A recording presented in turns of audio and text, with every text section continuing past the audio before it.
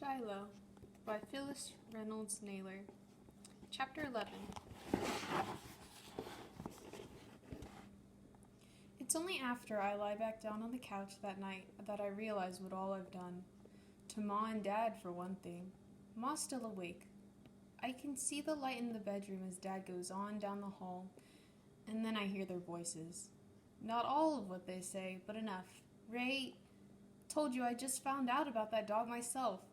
Secrets for me, you, and Marty. Till tomorrow. I would have told you then. Every day, the mail to Judd's place mentions that dog to me, and all the time, up on my own property, me not even knowing. I bring my arms up against my ears and hold them there. So many things going wrong, it's hard to remember anything going right.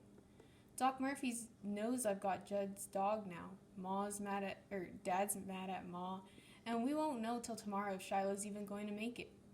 Worst of all, I brought Shiloh here to keep him from being hurt, and what that German Shepherd done to him was probably worse than anything Judd Travers would have brought himself to do, short of shooting him anyways.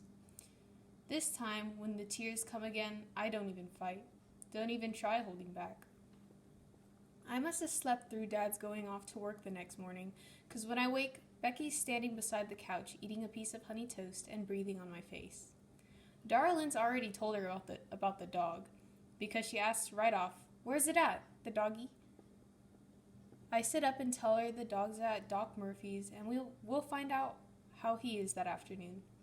Then I look in the kitchen at Ma. There's the set look about the lips that means trouble. That means don't mess with her, 'cause she's already in trouble with Dad. I go outside, pick me a couple wormy peaches, and sit on the stoop, eating at them, spitting out the wormy places. Darlin comes out and sits beside me. Today she's all kindness. "Judd Travers don't take care of his dog, Marty. No wonder it come up here," she says, trying to say the right thing. I can tell she's been figuring it all out from what she could overhear between Ma and Dad and anything else Ma told her. I take another bite of peach. "It wasn't like you stole him," she says. "That dog come up here on its own." "Just hush up, darling," I say, which I had no business saying. I just didn't want to talk to anyone, that's all. "Well, you could have told me, and I wouldn't have told anyone. Thanks." Ma says we've got to give him back to Judd Travers when he's better. I get up and start towards the hill to clean up the ground where Shiloh was attacked. See if there's any way I can put some fence wire over the top of the pen to keep out the shepherd. "What's his name, Marty?" Darlin calls after me. "Shiloh," I tell her. I'm only halfway up the hill when I hear a car and turn around. It's Mrs. Howard's car, and David's in it.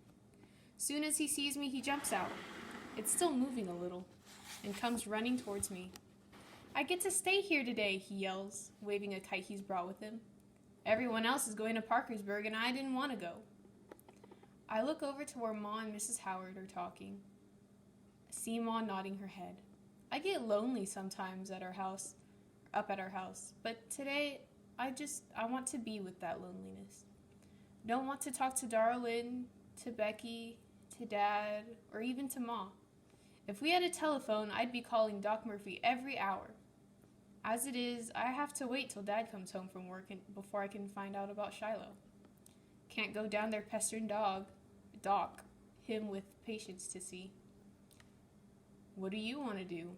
I asked David, trying to dig up the least little bit of enthusiasm. David and I are in the same grade, even though he's taller and heavier and looks like junior high already.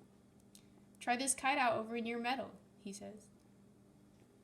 I lead him around the long way, away from Shiloh's pen, and he doesn't even notice because he's unwrapping his kite, made of silk or something, which one of his relatives bought him. We stand out in the meadow flying the kite, and I watch the blue and yellow and green tail whipping around in the breeze, and I'm thinking about Shiloh's tail, the way it wags. You get a dog on your mind, it seems to fill up the whole space. Everything you do reminds you of that dog. When we bring the kite down later, though, David sees a groundhog, and next thing you know, he's after it. The groundhog zigzagging this way and that, David yelling like crazy.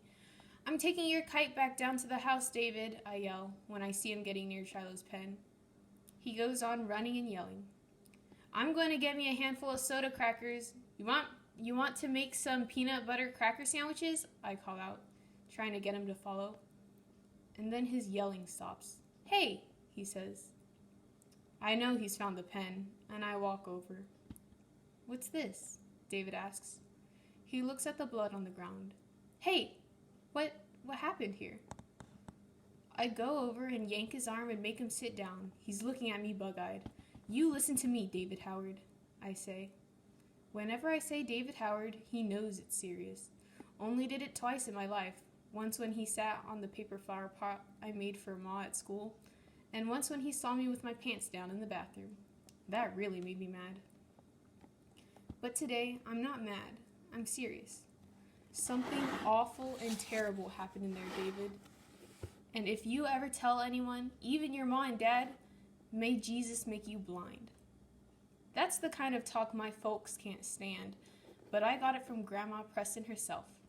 Ma says Jesus don't go around making anyone blind, but Grandma Preston always used it as a warning, and she went to church Sunday morning and evening both. David's eyes are about to pop out of his head. What? He asks again. You know Judge Travers? He was murdered? No. But you know the way he's mean to his dogs? He killed one of his dogs in there? No. Let me tell it, David. You know how he's missing a dog? Yeah? Well, it come up here on its own, and I let him stay. I built him a pen and kept him secret and named him Shiloh. David stares at me, then at the blood at the pen, then back at me again. Last night, I tell him, Baker's German Shepherd jumped the fence and tore him up.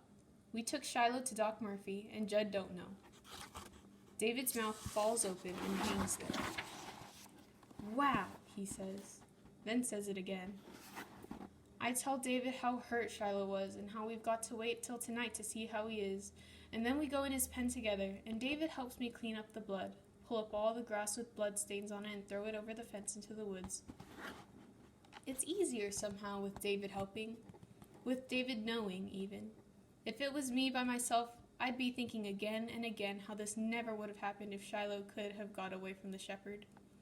I look at David and think we're friends for life. Then I think of how there are exactly 7 people now who know I have Judge Travers' dog, and it's only a matter of time before somebody lets it out.